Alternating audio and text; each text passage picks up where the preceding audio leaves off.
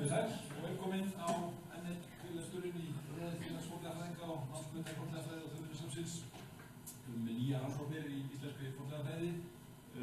Hér höfum við verið að hlusta á bæði frásagnir af rannsóknum síðasta sumars eða árs og líka doktorsverkefni, og þetta er eitt af þeim. Sólveig Guðmundsdóttir Beck ætlar að segja okkur frá sinni rannsókn á kvörnum sem heitir Handkvarnir og helleikur, útbreiðsla nýjungar í íslensku bændasamfélagi við iðnbyltingu. Gjörðu svo vel, Sólveig. Takk fyrir. Já, ég heiti Sólveig. Ég er doktorsnemi hans Orra. Já, ég ætla að tala íslenska kvarnasteina sem voru nýttir á Íslandi og búnir til á Íslandi alveg frá 9. öld og fram í byrjun 20. aldar. Ég er búin að vera að þessu síðan 2012 og ég er löngu búin að viðurkenna það að ég skaut sjálf mig svolítið í fótinn að ég hefði getað verið búin fyrir löngu ef ég hefði samþykkt að setja saman bara kvarnarskrá og stutta sögu, og það hefði verið búin, en fyrir mig það var ekki nóg. Þannig að ég ákvað að skoða aðeins nánar þessa atburði sem gerast og eftir innréttingarnar miðja 18. öld og skoða svolítið tengsl, hvernig handkvörnin plumar sig, hvernig hún hvernig framleiðsla og innlendra framleiðslu á kvarnasteinum eftir innréttingarnar, hvernig það þróast og hvernig almenningur tekur við kvörnunum. Ekki hægt að tala hærri eða hafa eitthvað? Heyrir ekki vel í mér? Nei. Heyrst betur núna? Hæ? Svona? Heyrst betur núna? Ok.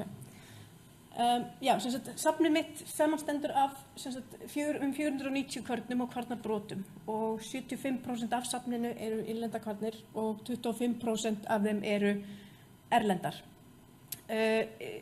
Söfnin eru svolítið mismunandi eftir því hvort þau eru teljast fyrir 1750 eða eftir, því að fyrir 1750 að þá er mjög mikið af kvörnunum bara brot, á meðan að heil pör og heilar kvarnir verða mun algengari frá tímabölunum eftir 1750. Og ég skipti safninu í rauninni bara fyrir og eftir 1750 eða 1770 út frá í rauninni svona sögunni og og alltaf fornleifafræðilegum kontekstum og sögu kvarnanna sjálfra. En tímaskiptingin á tímabílunum er frekar gróf, þannig að það er svona ekkert mjög auðvelt að skipta þeim niður í tímabil nema fyrir og eftir. Að minnsta kosti einhverjum svona mikilli vissu. En bergtegundirnar sem eru notaðar í kvarnir frá landnámi eru aðalega innlent berg, basíst og bara gosberg, og oftar en ekki er það blöðrótt. Meiri 90% af íslensku bergi er blöðrótt berg sem notað er í kvarnasteina. Og innlendu kvarnirnar eru þá helst glimmerskífa, sandsteinn og völuberg og storkuberg, hugsanlega líklega basískt storkuberg. Og við förum aðeins betur í það á eftir. Hvernig sú saga þróast. Bara svona til skemmtunar, þetta er dólerít kvarnasteinn íslenskur, úr skálanum á Bessastöðum, svolítið brotinn upp. Hann var greindur á Náttúrufræðistofnun, og þessi er frá Brekku í Núpasveit fyrir norðan, úr íslensku bergi, og þið sjáðu hann hefur verið spengdur með járngjörð til þess að halda honum saman því hann var brotinn. Þegar ég fór að kynna með söguna að þá ég komin með ákveðna yfirsýn, ákveðna grind af þróuninni frá 9. öld og upp á innréttingunum. og við erum með kornrækt hérna er talin hafa verið að minnsta kosti hluta landsins frá landnámi og deyr út þarna milli frá 11. og yfir á 16. öld en það eru strax það koma strax íslenskir kvarnir fram í fornleifauppgröftum frá 9. og 10. aldar kontekstum og það er svona líklegt að norskar kvarnir innfluttar verða ekki, að minnsta kosti ekki algengar fyrir á miðöldum og þá hugsanlega líklega aðalega verið innfluttar á 13. og fram á 15. öld þegar kvarnasteina framleiðsla í Noregi hríðfellur vegna svartadauða og nær ekki upp framleiðsluna aftur að neinu marki. Og þá er í rauninni líka svona kornrækt að deyja út og mjöl farið að verða algengar á Íslandi þannig að innflutningur á erlendu kvörnum verður svona aðeins minna þarfur. En þegar að innréttingarnar eru byrja miðja 18. öld að þá er innflutt mjöl að þá er það normið, það er eðlilegasta nýtingin á eðlilegasta formið á mjöli er innflutt mjöl sem er búið að mala en sagnfræðilegar heimildir gefa í skyn að það hafi mjög oft verið léleg gæði á korninu sem var flutt inn. Og sem partur af innflutningunum og þá voru gerðar víðtækar og umfangsmiklar kornræktartilraunir sem að í rauninni náðu aldrei flugi. Það var ósamræmi á milli hæstráðenda bæði innanlands og utan og það var aldrei samhugur að reyna að koma kornrækt og það væri hægt að koma kornrækt í gang aftur. Og svo var náttúrulega loftslags ástand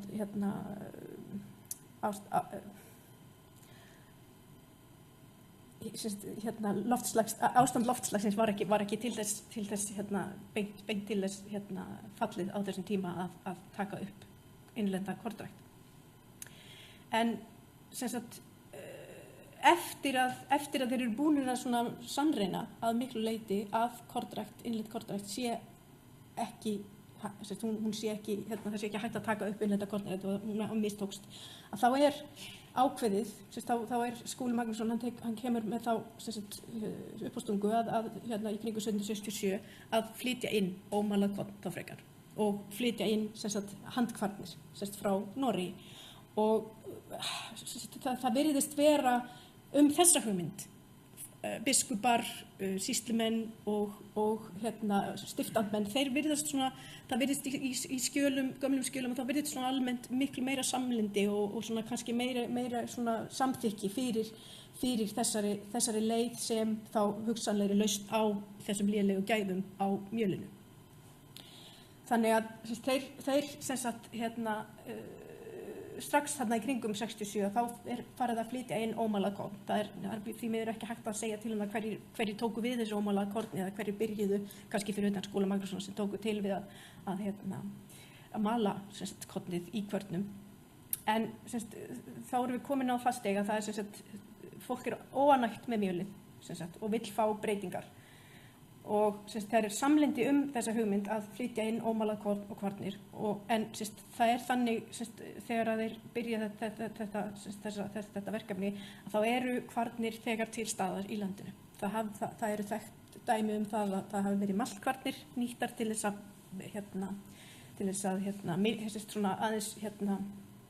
til að opna maltið sem var flutt inn fyrir ölgerð.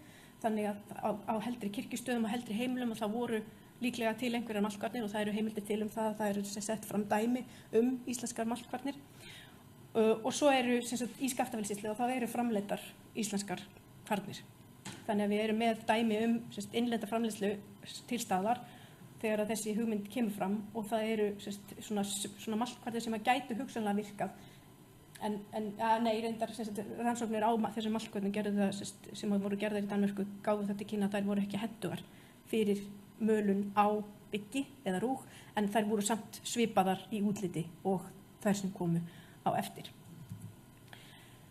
Og það sem mig langaði til að gera því ég var búin að skoða þessa sögu er það eru til svo misjafnar sögur af þessum nýjungum sem verið að innleiða á 18. öld út frá innréttingunum og oft er myndin sem að fær svolítið neikvæð og Íslendingar vildi ekki taka á móti nýjungum og flestar þeirra mistókust og þar fram eftir göttunum og íslenskur efnahagur var of hægur og of frumstæður eða á lægra stigi til þess að taka við þessum nýjungum og mér langaði til þess að sjá af því að ég vissi að kvarnasteinar voru framleiddir og notaðir fram á 20. öld og þeir virðast vera komnir nokkuð í gang bara strax þarna í lokin á 18. öld. Hvað skipti sköpum fyrir kynningu og þennan árangursríka framgang verkefnis þar sem aðrir hlutar af þessum nýjungarkynningum þeir mistókust.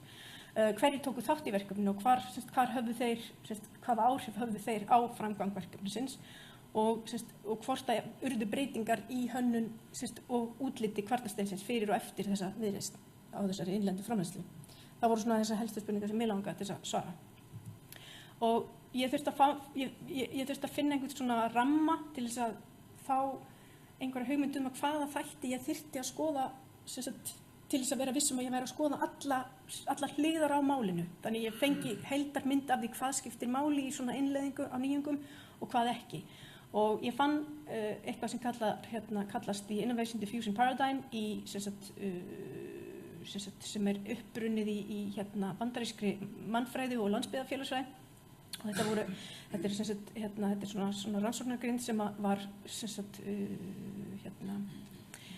hún var þróuð, byrjaði að þróa hana og þróaði mikið til á 15. og 17. áratug 20. aldar í Bandaríkjunum í rannsóknum þegar það var verið að reyna að koma á stað landbúnað, það var verið að reyna að kynna landbúnaðar, nýjungar í landbúnaði fyrir bændum í Bandaríkjunum og það var verið að kortleggja hvernig þeir skiptust á skoðunum, hvernig þeir tóku til sín upplýsingar, hvernig upplýsingar dreifðust og hvað réði því að þeir tóku við nýjungum og hvað réði því að þeir tóku kannski, sumir tóku 7 ára meðan þeir tóku 10 ára og sumir tóku bara 1 ár til þess að taka við einhverju sem að í nútíma samfélagi okkur fannst góð hugmynd. En okkur fannst kannski skrítið að þeir tækju svona langan tíma að ákveða sig og það svona, mér fannst það sem kom fram í þessari grind bara passa fullkomlega við svona nokkuð fullkomlega við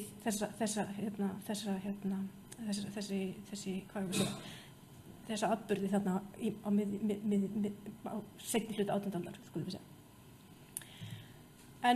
Og ég svona er búin að komast svona í aðalatriðum að þá í kynningunni á kvarnasteinunum og korninu. Það er þetta er miðstýrt ákvörðun. Þetta er ákvörðun sem er tekin af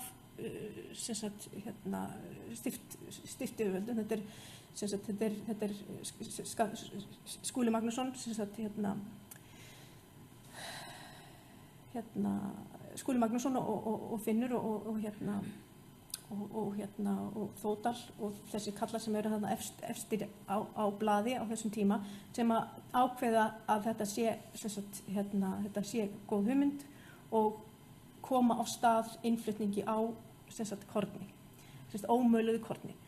Og þessi aukni innflutningur, þetta er ákveðin svona þrýstingur og býr til notkun, býr til markað fyrir notkun og framleiðslu kvarnasteina og pínir sumt fólk suma til þess að nýta sér þennan innflutning. Og Skaftáreldar 1783 og þeir hafa líka svolítið svona ýtandi áhrif því að það virðist hafa verið 100% aukning í korninnflutningi í kringum 1783, 84, 85. Þó að það detti niður aftur að þó að ástandið sé slæmt að þá dettur notkunin fyrir kvarnir ekki út.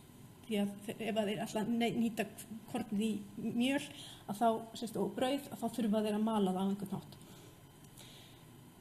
Þannig að það eru ákveðinir svona þættir sem að ýta á eftir. Kynningin á nýjunginni, eða á kvarnasteinunum, það er tekin ákvörðun að gefa 200 ókeypis kvarnir og þær eru fluttar inn á allar, á allar hafnir og það er strax byrjað að flytja inn kvarnir 1776, 1777 og þær hlaðast upp. Það er til heimildir það að það er til dæmis á Snæfellsnesi að það hlaðast upp kvarnir og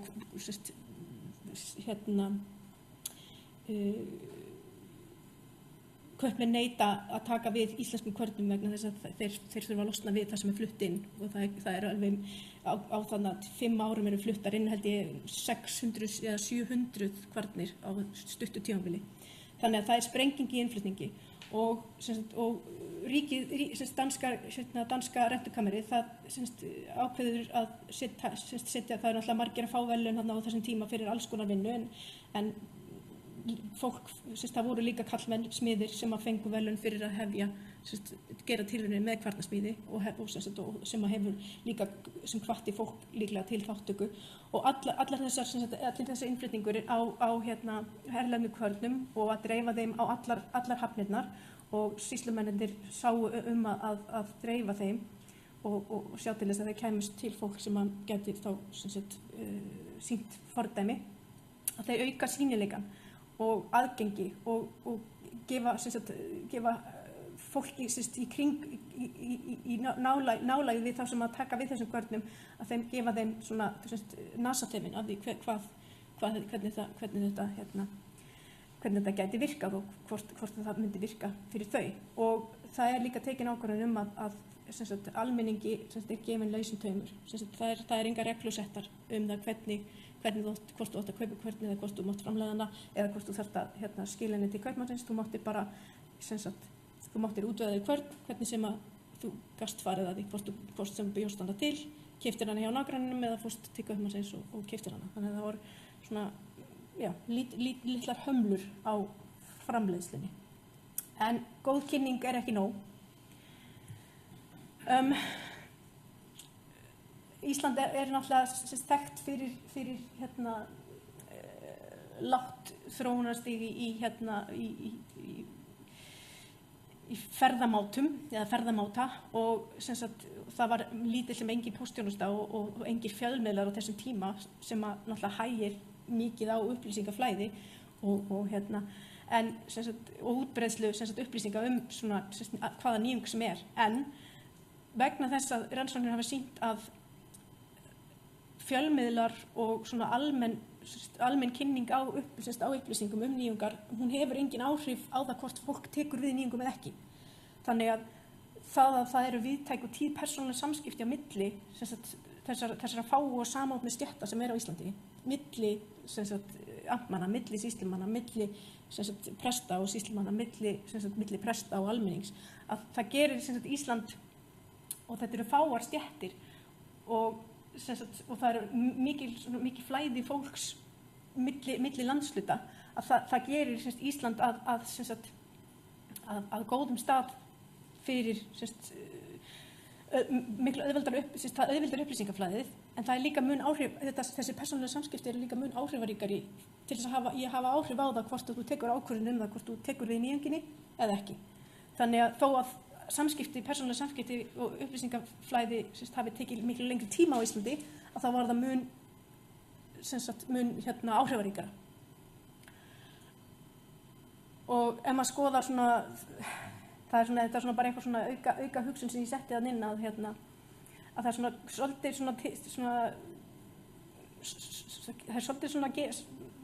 svolítið vísbendingur að það hafi verið kannski minni við samskipti milli fólks austan og vestan Vatnajökuls út af þessum stóru ám og hvernig verslunarstaðir voru uppbyggður og slíkt og það væri áhugavert að og það svona smá hint í gerðfræði kvarnasteinum hvort að það gæti verið munur á vestan og fyrir austan en þetta er bara eitthvað sem þyrfti að skoða mun betur. En ef við skoðum verkaskiptinguna og hverjir tóku þátt og hvað þeir gerðu og áhrif sem þeir gerðu hafa haft, að þá erum við með amtmenn og við erum með biskupana. Amtmennirnir sáu að þróa verkefni. Þeir sáu upplýsingasöfnun í gegnum presta og sýslumenn. þeir sáu almennt skipulag og framkvæmd á innflutningi korns og kvarna og komu verkefnin af stað, en sem svona beintengdir menn í stjórn, það höfðu þeir líklega mjög lítil áhrif á svona loka ákvarðanatöku almennings og viðhorf þeirra til kvarnasteina, en þeir fengu í hendurnar erlendar kvarnir og þeir hafa verið svona ákveðin svona fyrirmynd, en þeir hefðu líklega mjög lítil áhrif á almenna ákvarðanatöku. Erlendi kaupmenn, þeir sáu innflutning og þeir sáu kynningu á virkni, hvernig erlenda kvarnir virkuðu. Það var einn sem fékk til dæmis verðlaun fyrir að endurhanna umbúnaðinn, hvernig þú setur handfang og segl á kvarnasteinana í Ísafjarðarsýslu. En aftur að þá þeir geta kynnt kvarnasteinin og kynnt hvernig hann virkar og sýnt og gefið fólki aðgang á honum, en þeir heldur það var oft mjög styrkt samband á milli kaupmanna og almennings, að þá hafa þeir heldur ekki haft neina svona áhrif, engin virk áhrif á ákvarðanatöku hvort almenningur tóku við nýjungin eða ekki.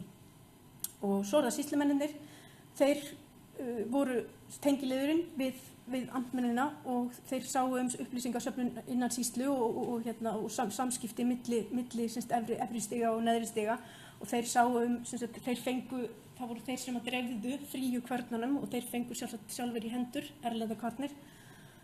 Þeir gerðu, heimildir segja að þeir gerðu tilraunir í myllusmíði og þeir notuðu til dæmis aftur í Barðastrandarsýslu, sýslumaðurinn í Barðastrandarsýslu gerði bækling myllusmíði og hann gerir ráð fyrir erlendri kvörn í þessari myllu sem hann hannar og setur fram sem tilgátu eða tilraunaverkefni og hann notar erlendar kvarnir og hann en áhrif hans á ákvarðanatöku, viðtökur almennings hefur tengst svona því hversu sterkt samband hann hefur haft við hreppstjórana og fólkið í sýslunni sinni, hvort ef þeir voru góð fyrirmynd eða hvort þeir voru drykkjurútar og ofbeldisfullir, það tengist svolítið svona persónuleika þeirra hversu mikil áhrif þeir gætu hafa haft.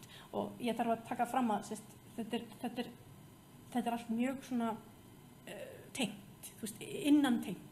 Það mjög hættulegt að skipta þessu svona upp í hólf, í grúppur, skipta í sundur, af því að það gæti alltaf, það gæti skarast svona þessi það gæti verið einhver erlendur kaupmaður sem var bara gúti í gæi og hefði alveg getað haft áhrif á ákvarðanatöku almennings, en þetta eru svona grófar línur sem kannski hægt að setja sér fyrir svona til að fá einhverja hugmyndum hvað í gangi. Sýslumennirnir, eins og þeir gera tilraunir í myllusmíði og þeir nota erlendar kvarnir og fá erlendar kvarnir í hendur ókeypis og höfðu náttúrulega efni á að kaupa sér erlendar kvarnir líka, en þeir virðast hafa verið lítil bein þátttaka þeirra í framleiðslunni á kvarnasteinum, íslensku kvarnasteinum sjálfur. Prestar, þeir voru líka það voru smár partur af prestastéttinni voru líka smiðir. Og ég held að það sé mjög stór liður í því að Íslendingar gátu tekið mjög fljótt og auðveldlega upp íslenska kvarnasteinin og framleiðslu á íslenska kvarnasteinum vegna þess að það var almenn verkþekking á almennri smíði mjög vítt og breitt í samfélaginu og það þurfti ekki sérhæfða þekkingu til þess að búa kvarnirnar til. En prestarnir, þeir voru mikilvægar fyrirmyndir, þeir voru náttúrulega trúarlegar fyrirmyndir og svona samskipti almennings í sinni sókn og þeir voru mikilvægar fyrirmyndir í nótkun og kynningu og ef þeir prestar í sinni sókn hefðu kannski eitthvað haft á móti því að taka upp kvarnasteina, þá svona spurning hvernig það myndi smitast inn í samfélagið. En þeir virðast gera tilraunir, að minnsta kosti einhverjir þeirra gera tilraunir með myllusmíði aftur og margir þeirra hafa sjálft haft efni á því að kaupa erlendar kvarnir og einhverjir hafa kannski fengið ókeypis kvörn og það eru til dæmi að minnsta kosti 2 af þeim fátækustu prestum sem smíða kvarnir, fá verðlaun fyrir það og þarna er svona ákveðið svona menntunar svona skipting. Prestar flestir hafa ákveðna latínuskólamenntun, innlenda latínuskólamenntun og efri stigs stjórnarmeðlimir, ríkisstjórnarinnar, þeir sem sagt hafa þá háskólamenntun eða latínuskólamenntun, þannig að þetta svona ákveðin skil í almennri menntun, góðri menntun í íslensku samfélagi. Svo eftir, ef við tökum sérhæfða smiðina næst, það svona hægt að bera líkur að því að það séu svona 5-10% af öllum karlmennum sem eru eldri en 15 ára hafi talist fullnuma smiðir, smiðir sem gátu krafist 100 kaups fyrir dagvinnuna sína. Þeir eru svolítið óljós stærð vegna þess að þegar ég var að skrá kvarnasteinasmiðina, það ekkert alltaf sem að það tekið fram hvenær menn eru smiðir og hvenær ekki. Og til dæmis í skráningu á jarðabókinni í 1703 að þá bara nákvæm skráning á smiðum í Þingeyjarsýslu. Og það mjög svona happa-glappa hvort að það eru skráðir aðrir smiðir í hinum sýslunum. Þannig að þessi 5-10% tala algjörlega tekin út frá karlmönnum 15 ára eldri í Þingeyjarsýslunni einni. Þannig að þetta svona, en það gæti verið, það eru hann 7% karlmanna yfir 15 ára aldri í Þingeyjarsýslunni sem eru titlaðir smiðir í jarðabókinni, þannig að það gæti verið eitthvað þarna á milli sem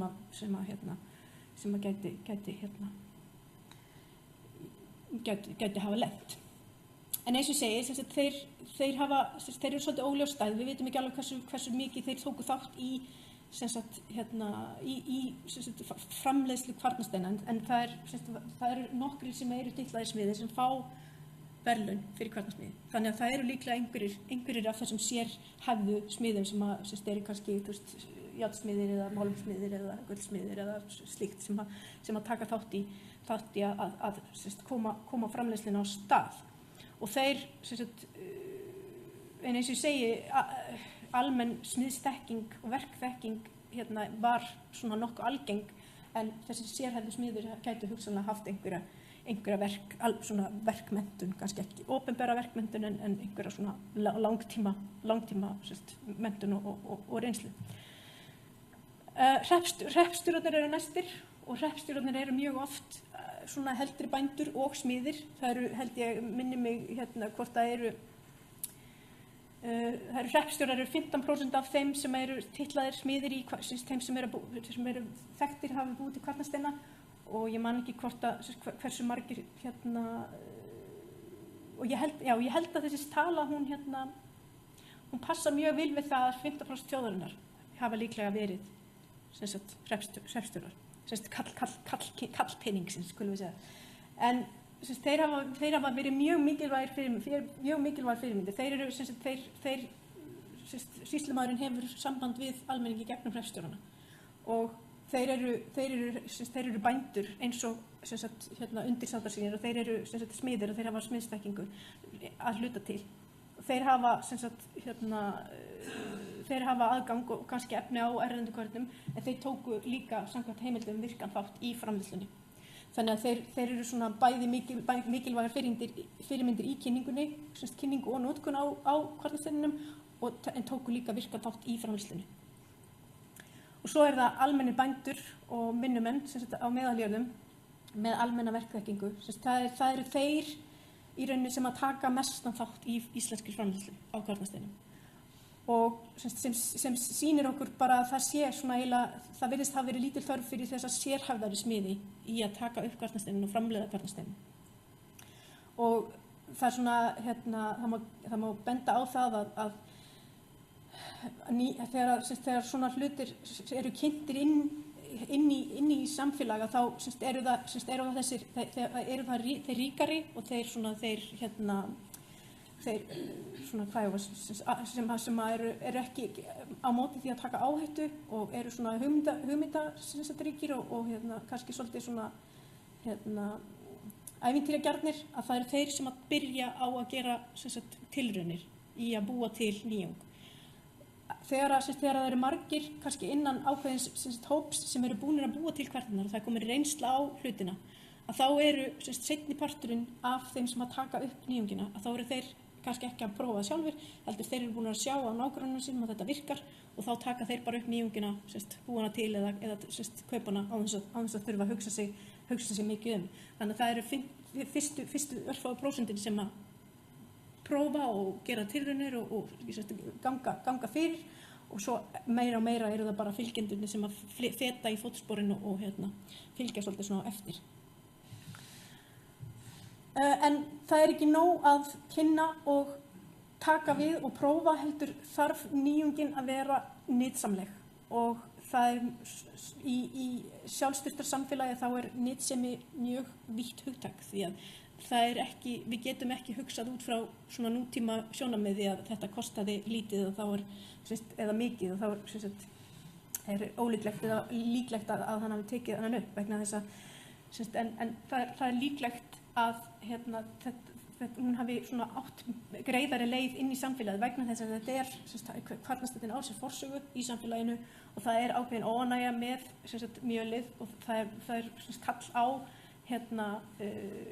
breytingar og það er og þetta nýjung eða þetta svona nýr háttur sem að nýtist stórum hluta samfélagsins og búið að svona á sér svona ákveðin stað innan samfélagsins og veldur ekki núningi hvorki á milli stétta né á milli kannski landbúnaðar og sjávarútvegsins. Korn var ódýrara að minnsta kosti í upphafi þó að það hafi verið reyndar hækkað aðeins seinna. Það hefur líklega haft hærra geymsluþol og það var hægt að mala jafnóðum, það var hægt að geyma það betur og mala jafnóðum og ég hef það pínlítið tilfinningu á sumum heimildir sem að ég hef lesið að fólk man eftir því að það hafi verið betra bragð og það er ferskara bragð af nýmöluðu korni heldur en ekki. En það er bara svona einhver svona kannski hugsanleg tilfinning. Nytsemin, það er hægt að finna nytsemin þessar nýjungar fljótt og auðveldlega og hún nýtist þeim sem að prófa nýjungina beint. Og ef við erum að hugsa svona nýjungar sem hægt að nota strax og við finnum hvernig hún geti hentað okkur, þá líklega að hún nái fótfestu heldur en til dæmis svona eins og bólusetningar. Þar sem að það tekur langan tíma fyrir fólk að sjá afleiðingarnar af því að nota einhverja nýjung. Og hún nýtist notanda beint en það virðist ekki, það fylgir alltaf möluninni, það er erfitt að mala kornið og það er ekkert auðvelt að safna grjóti í kvarnasmíði og það fylgir kvarnasmíðinni erfiði þannig að það er ekki allt við þessa nýjung sem að væri auðveldara og fæli í sér svona, hvað ég var að segja, svona létti fyrir þann sem tekur við nýjunginni þannig að það hefur ekki bara það sem hefur valdið því að það var tekið við þessari nýjung strax eða fljótlega. Það þarf líka að vera þetta er kallmarsverk það er hægt að búa kvarnasteinina til á hentugum vinnutíma. Innlenda efnisframboðið var nægilegt og vel nýtilegt að minnstakosti fyrir heimaframleiðslu en þó að það hefur kannski það eru svona vísbendingar að það hefur innfluttar kvarnir séu algengari á Austurlandi og Vestfjörðum og Snæfellsnesi þannig að það er svona spurning hvort það hafi verið erfiðara fyrir fólk að ná í efnivið fyrir heimaframleiðslu á þeim stöðum. Allir efniviður, steinnin er náttúrulega ókeypis, þú fer bara ferð og leitar og finnur þér ókeypis grjót.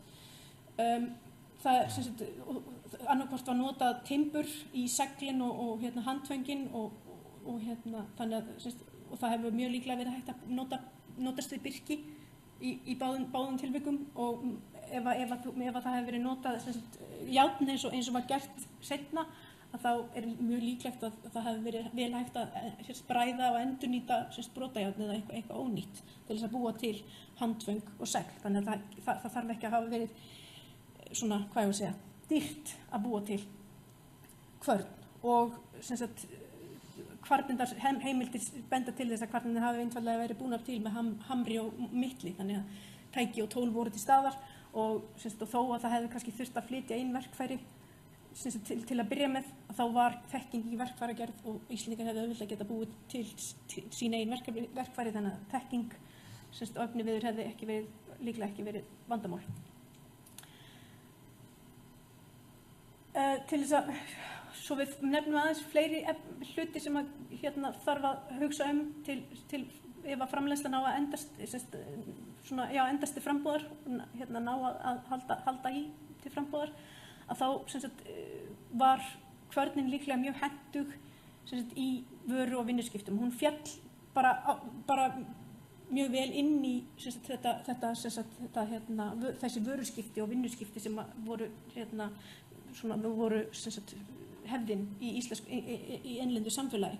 Og ef við skoðum kvörnin, hún hefur langan endingatíma, hún endist í 20 ára, þannig hún hefur getað gengið á milli fjölskyldna. Og elsta heimild sem ég fundið verð á Kvarnasteini úr Vestur-Skaftafellssýslu, þar sem að maltið var nýtt. Og þar kostaði kvörnin 1 ríkisdal og 24 skildinga. Og þetta er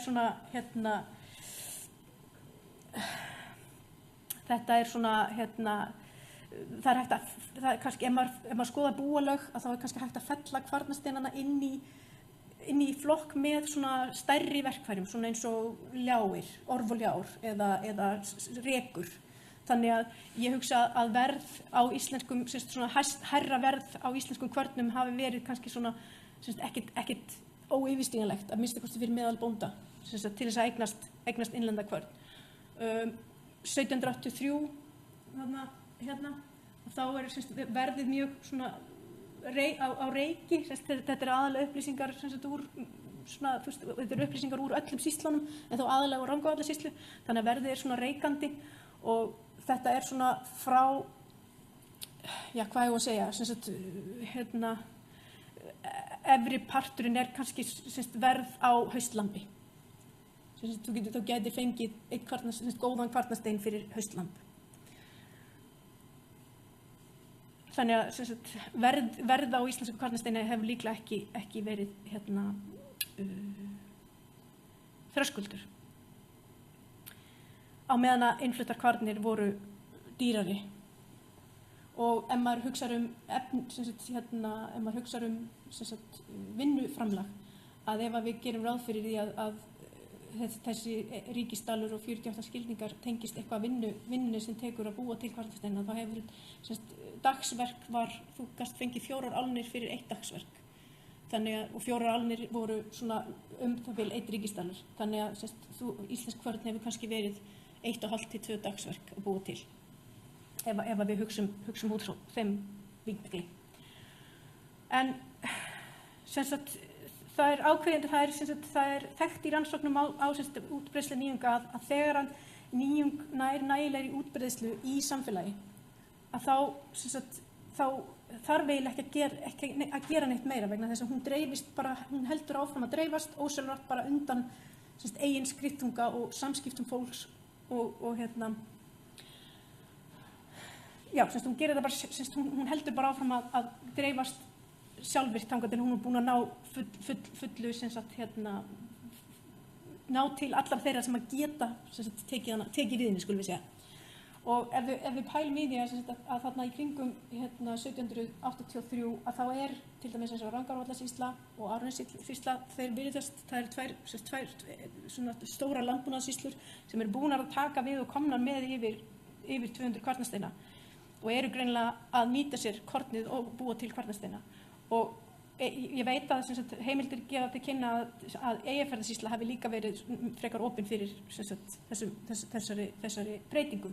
Og þá er spurning ef að stærstu landbúnaðarherinn og Skriðdalsbændur, það voru margir Skriðdalsbændur við hliðina á Fljótsdal fyrir austan sem að fengu verðlaun fyrir kvarnasmíði. Þannig að það er svona spurning að ef að þessi nýjung, ef að kvarnasteininn náði fótfestu í stærstu landbúnaðarherunum, hvort að hinnir landslutundir hafa bara ekki automatískt bara fyllt á eftir vegna þessara bara sjálfvirkt. En það er líka ákveðin svona, hvað ég að segja, það er líka ákveðin vísbending í heimildum að það er ekki allir sem eru með kvarnir. Og það er oft talað að hjáleigubændur og fátækari bændur að þeir fari til nágrannans til að láta mala kornið fyrir sig. Þannig að kvarnasteitin hefur líklega aldrei náð alveg 100% útbreiðslu á Íslandi. Og ef við hugsum hlutföllinu milli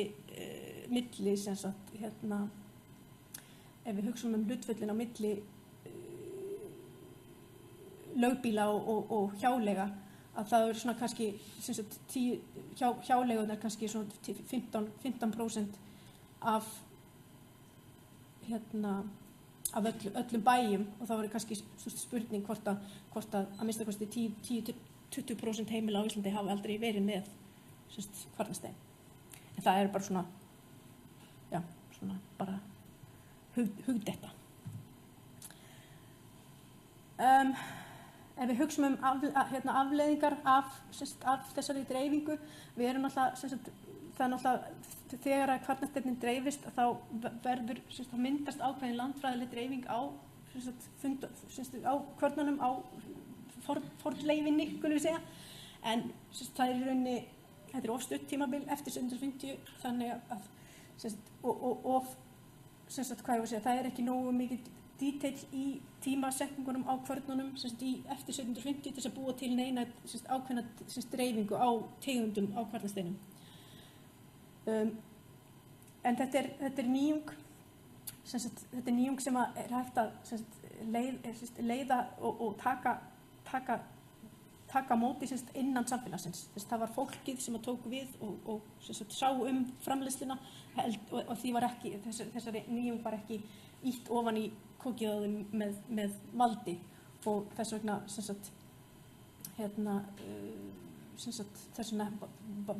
var þetta nýjung sem var innleidd án þess að ógna nokkuð neinum stöðugleika í samfélaginu. Hugsanlega gæti þessi innflutningur á ódýrara korni kannski hafa byrjað og ýtt undir aukna neyslu á korni á þessum tíma, og kannski valdið einhverjum svona ósýnilegum samfélaginu og ýtt undir frekari nýjungagirni, ég veit það ekki. En ef við förum í breytingar á innflutning og gerðfræði og skreytingum íslenska kvarnasteinsins, að þá eru greinilegar breytingar þennan tíma. Bara, örsnöggt, það er flutningi fyrir og eftir. Fyrir 1770 eru kvarnasteinar að mestu og mestu leyti frá Hylstað og Saltensvæðinu í Norður-Noregi. Eftir þá verður hluti kvarnasteinar mun breytilegri og myllusteinar sem eru stærri 60 cm fara að koma inn í samfélagið, sérstaklega eftir að myllur verða algengari eftir miðja 19. öld. Og erlendi kvarnasteinar eru frá Noregi, og þar eru þeir helst Selbusteinar, sem en annar staður í Noregi þar sem að kvarnasteinar voru framleiddir. Hugsanlega kannski einhverjir frá Hylstað, kannski 1 eða 2. Skotland, Norður-Eyja, hugsanlega Norður-Eyja Skotlands, það er ekki alveg 100%, líklega frá Svíþjóð, Saltsteinn og svo Þýskaland, steinar frá Þýskalandi sem koma til. Það eru grófar línur í gerðfræðilegri þróun fyrir og eftir. Það gæti verið hægt að gefa í skyn að seglreifar, þar sem það var svona segl í steinum sem að kom í veg fyrir að hann kastaðist til undir efri steinunum, að þær verði stærri og reglulegri, því að á efstu steinunum eru þær oft bara mjög líklar, þannig að seglið hefur verið mjög stórt, og handfangs svona ístöð, eða hvað sem maður kalla þetta á íslensku, að þetta voru einfaldir hringir eða kassar sem bara hóla beint ofan í. En eftir 1770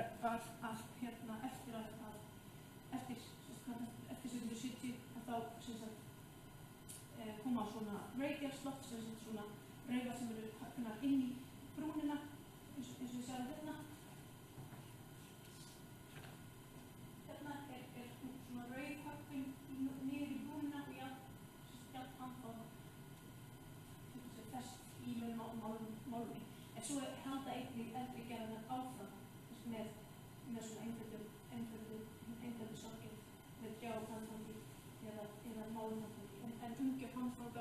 aðeins fjölbreyttari.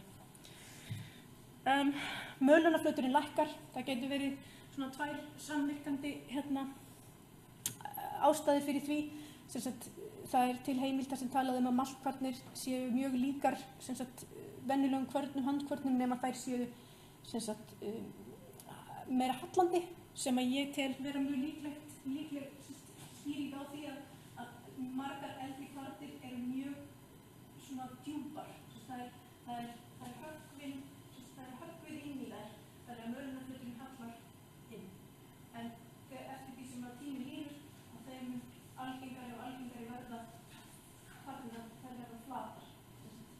Meiri hlutin af nýjum kvörnum sem nýjustu kvörnar eru af þess að þó að örfáar af þessum aðeins dýpri haldi áfram inn í nútímann, og þá verður flati mölunarflöturinn yfirgnæfandi í nýju kvörnunum, og þá gæti það verið einfaldlega vegna þess að maltkvarnir víkja fyrir rúgkvörnunum, rúgkvarnirnar verða miklu algengari, sem og að innfluttar kvarnir eru nýttar, erlendar kvarnir eru flestar með beinum mölunarfleti, og þar sem þær eru notað sem fyrirmynd, og þá er mjög líklegt að það hafi einfaldlega verið gerðar eins.